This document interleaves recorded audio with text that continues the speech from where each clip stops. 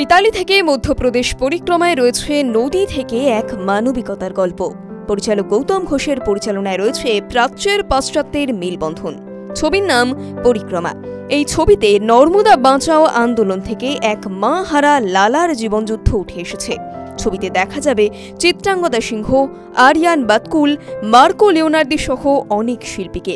এই ছবির নাম প্রাথমিকভাবে ছিল লালা, পরে পরিবর্তন করে রাখা হয় পরিক্রমা।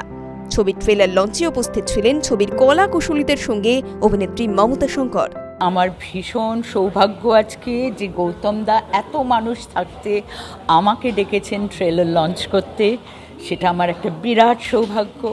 এবং ছবিটা ট্রেলারটা দেখে আমার এত ভালো লাগলো যে এটা আমি বলে বোঝাতে পারবো না।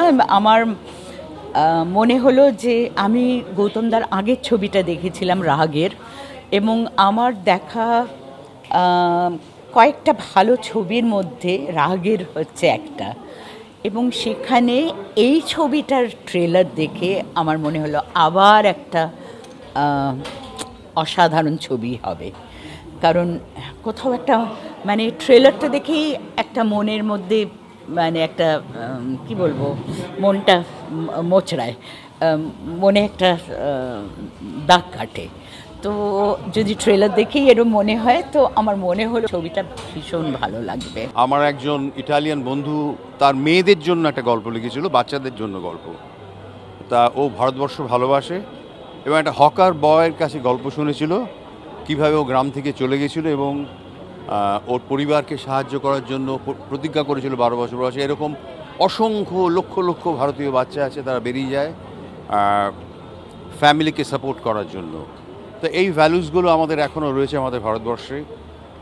তার এই ছবিটাতে আমি দেখলাম আমাকে কনটেক্সটটা পাল্টাতে হবে, এবং ছবিটা আমি করবো শুধুমাত্র বাচ্চাদের ছবি নয়, সবার জন্য ছবি, যেখানে পরিবেশ আছে, নদী আছে, নদীর সঙ্গে একটা পিলগ্রিমেজ রয়েছে। এই পিলগ্রিমেজটা পরিক্রমার নামটা দেওয়া হয়েছে, এটা প্রতীকী নাম, সিম্বলিক, খানিকটা মেটাফোর রয়েছে এর মধ্যে। কার পরিক্রমা?